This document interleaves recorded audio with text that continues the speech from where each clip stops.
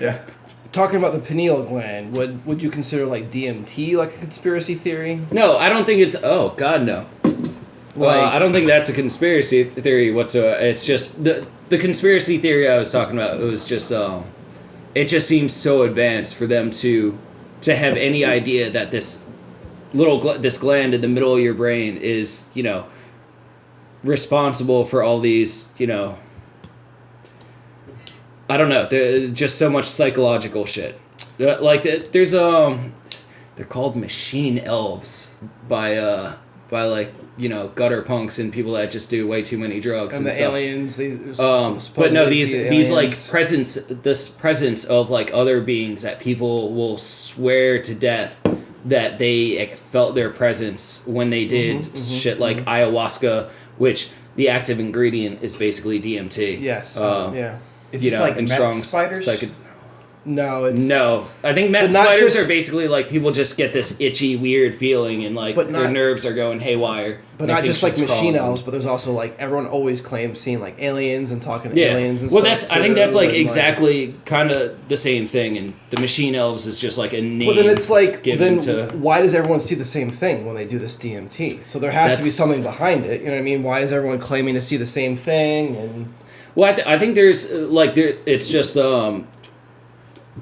there's a lot happening that like I think it's tricking your brain into maybe you're feeling the exact same senses that you feel when you're around another person and someone's in the room with you, but you're just on this drug and your brain's going a little haywire at the moment.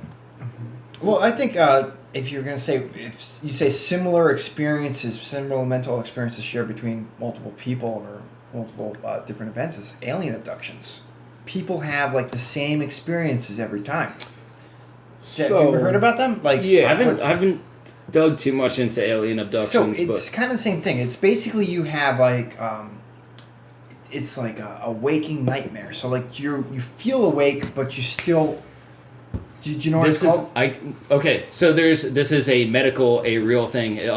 Part of like sleep paralysis. I get this once in a while. That's what it is. It's fucking terrifying. It's night terrors they're called. There's like paintings going back to like the Renaissance and stuff depicting them where it's like someone's laying asleep but there's like a little demon sitting on them and stuff. Yeah. And it's basically something about your sleep cycles fucked up and you wake up in this awkward state. You are physically paralyzed and you swear to fucking God there's something like in your bed with you, like someone standing over you or something. Shadow people. It is fucking terrifying. Wait, let's get into this. Yeah, the term for it, it's not shadow people. They call it shadow people. Is it okay? Yeah. I've heard like night terror, sleep paralysis, stuff like that. I've looked into it before and stuff, and like when I was a kid, I would get like night terrors and shit more often. Watch too many scary movies or something. Do you have one of your experiences? Like what was it like? I can list. It's exactly as I described. Basically, like if you're super tired and about to fall asleep, or like maybe you wake up a little bit in the night and you're like, you're awake, your mind's thinking, but you don't have control over your body. You physically like you can't move. Like you want to move, you want to get the fuck up and run or yell or scream or something, you can't. And there's something like you feel like there's someone standing right over you, or like there's something in your bed with you. It's fucking oof. So I've woken up in sleep paralysis so you don't really see it, and if you did or you thought you did, it's almost certainly a hallucination. And part of like what I was reading into it is like it's basically borderline a sleep disorder or whatever, depending on how commonly you get them.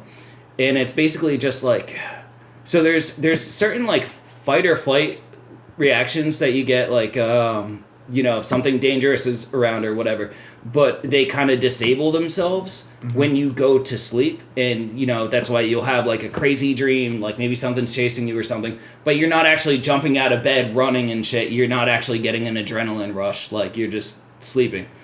But something fucks up and it's like that part gets disabled. And now like the fight or flight response is like going forward, but like, oh wait, you can't move. Maybe some other control.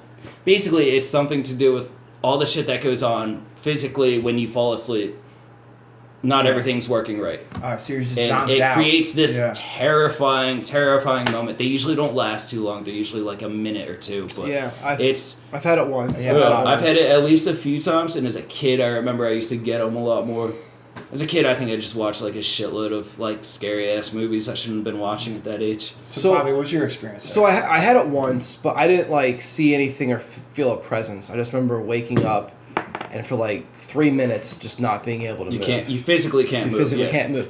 But this was when I was younger, I did Rev War reenactments, and we were camping out at Fort Mifflin, which is supposed to be like crazy haunted. And the only time I ever felt sleep paralysis was when I was camping out at Fort Mifflin. Paralysis. What did I say? Paralysis. All right. So I think it's a tomato. So I don't know.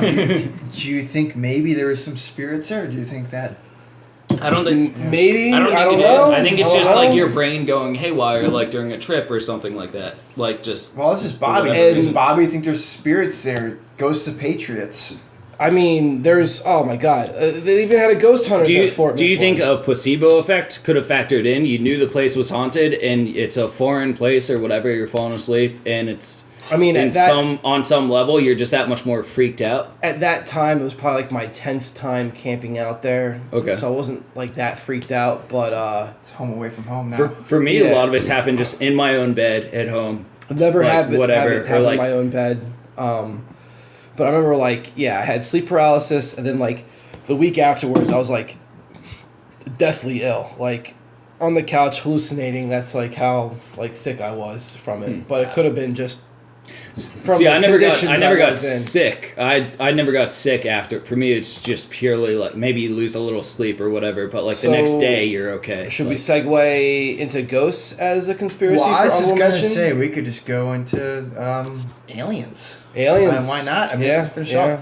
So, Well, actually, I have one more thing to say. all right, let's move on. With like aliens and like abductions and things like that. Well, So I sleep dated will- a girl who had what's it called when you go nuts and you foam at the mouth?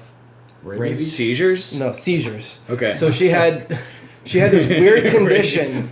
She's a squirrel. Check what the She had rabies this. She had this weird condition. I was where- dating this rabid dog.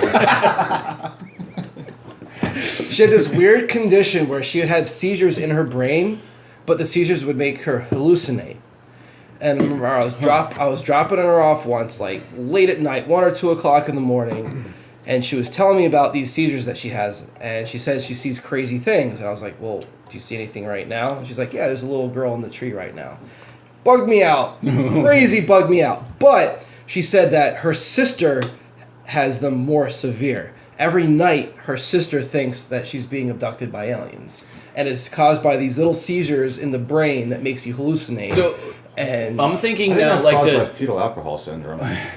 I didn't ask any more questions than that. But I'm just saying, like, there's. But I'm thinking, there could I'm be thinking the something night to terror that. thing and the sleep paralysis.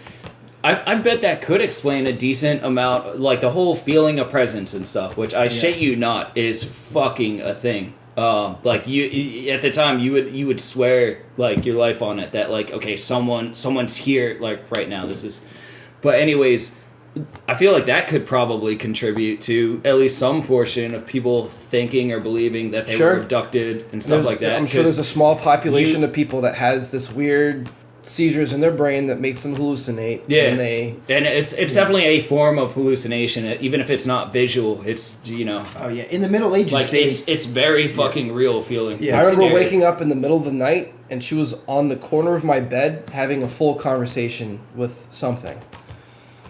There's Holy also fuck. there's Yeah. also